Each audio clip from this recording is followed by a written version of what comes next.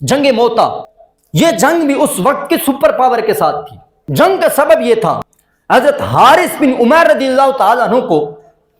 قیصر روم کے ایک گورنر نے جیز بن عمر اس نے شہید کر دیا تھا۔ ایک سفیر کے قتل ہونے پر، شہید ہونے پر میرے کملی والے آقا نے 3 سے صحابہ کرام کو، 3000 صحابہ کرام کا لشکر اس کے مقابلے کے لیے بھیجا تھا، اور اس لشکر کا امیر پہلا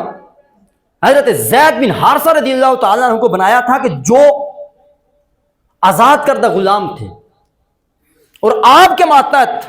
بڑے جلیل القدر صحابہ کرام کو کیا تھا، اور اس کا امیر اور لشکر کا کماندار آپ رضی اللہ تعالیٰ عنہ کو بنا کر روانہ کیا تھا۔ اور یہ بھی ایک پیغام دیا تھا کہ جب دشمن کے مقابلے کے لیے مسلمان نکلے، وہاں رنگ نسب قوم کو نہیں دیکھا جاتا، یہ دیکھا جاتا ہے کہ کس کو کمان سونپی گئی ہے، اور وہ کمان کے ماتحت ہو کر اپنی جانوں کے نذرانے پیش کرتے ہیں۔ یہ 3000 کا لشکر جب دشمن کے مقابلے کے لیے پہنچا، کہ دشمن کی اپنی فوج 1 لاکھ تھی، اور اس کے ساتھ دیگر قبائل مل کر 1 لاکھ کی اور فوج ہوگی، 3000 کا مقابلہ تھا 2 لاکھ کے ساتھ۔ اور میرے مصطفیٰ کریم کے صحابہ پہلے وہاں پر مشورہ کیا کہ دشمن بڑی طاقت ہے، ہم نے تو سمجھا تھا ایک عام روٹین کی جنگ ہوگی، لیکن حضرت عبداللہ بن رواحہ، یہ دوسرے نمبر پر آپ کو میرے آقا نے فرمایا اگر زید شہید ہو جائے تو عبداللہ بن رواحہ جھنڈا لے لے۔ آپ نے فرمایا حضور کو پیغام نہیں بھیجنا، واپس نہیں جانا ہے، نہ میرے مصطفیٰ کریم علیہ الصلوۃ والسلام کو الچی کے ذریعے پیغام بھیجنا ہے، ہم آئے ہیں دشمن کے مقابلے کے لیے، اگر ہم شہید ہو جاتے ہیں تو ہم سب کی تمنا شہادت ہے، اور اگر ہم واپس لوٹتے ہیں تو پھر بھی ہم غازی ہیں۔ آپ رضی اللہ تعالیٰ عنہ نے وہاں پر کھڑے ہو کر فرمایا واپس پیغام نہیں بھیجنا، لڑنا ہے دشمن کے مقابلے کے۔ فیصلہ ہو گیا، لڑیں۔ حضرت زید رضی اللہ تعالیٰ عنہ شہید ہو گئے، عبداللہ بن رواحہ نے جھنڈا پکڑا، آپ بھی شہید ہو گئے۔ حضرت جعفر طیار رضی اللہ تعالیٰ عنہ، آپ نے جھنڈے کو گرنے نہیں دیا، آخر کار حضرت جعفر طیار رضی اللہ تعالیٰ عنہ بھی شہید ہو گئے۔ آپ رضی اللہ تعالیٰ عنہ کے بارے میں آتا ہے کہ جب آپ کے جسم کو جب شہید ہونے کے بعد لایا گیا، امام بخاری کے روایت کے اندر 50 زخم آپ کے جسم پر تیروں کے، نیزوں کے تھے، اور 1 زخم بھی آپ کی پیٹھ پر نہیں تھا، سارے زخم آپ کے سامنے والے جسم پر۔ اور بعض سیرت نگاروں نے لکھا ہے کہ چھوٹے چھوٹے زخم ملا کر، تیروں کے دوسرے جو خراشیں وغیرہ ملا کر 90 زخم آپ کے جسم پر تھے۔ 7 دن 3000 کے یہ لشکر 2 لاکھ فوج کے مقابلے کے لیے لڑتے رہے۔ حضرت خالد بن ولید کو پھر کمان ملی، آپ رضی اللہ تعالیٰ عنہ نے جنگی حکمت عملی کے تحت وہاں سے مقابلہ بھی کیا، اور 7 دنوں میں 13 صحابہ شہید ہوئے تھے، اور دشمن کی کوئی حد تعداد شمار نہیں کی گئی،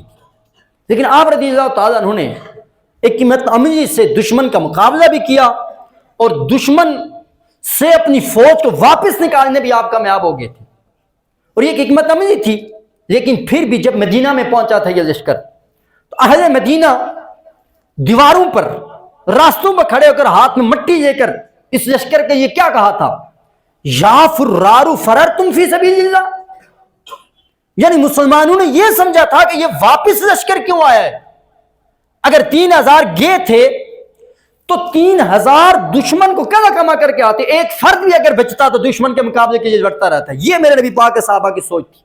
یہ اہل مدینہ کی فکر تھی کہ جب دشمن کے یہ جاتے پھر کوئی پیچھے کے نہیں سوچتا تھا۔ میرے نبی پاک نے جب یہ سنا، میرے آقا نے فرمایا لیسو بالفرار ولکنہم القرار، اور یہ بھاگے نہیں ہیں، یہ پلٹ کر دشمن پر وار کرنے کے لیے واپس آئے ہیں، اور یہی وہ لشکر اسی کے مقابلے کے لیے میرے آقا نے آخری عمر میں حضرت اسامہ بن زید کی قیادت میں بھیجا تھا۔ اور اس سے بھی آپ کو مزے کی بات یہ بتاؤں، جنگ ہو رہی ہے دور کئی 100 کلومیٹر کی دوری پر، میرے آقا مدینہ میں ہیں، میرے آقا منبر پر بیٹھ کر صحابہ کو جنگ کا سارا نقشہ بتا رہے ہیں۔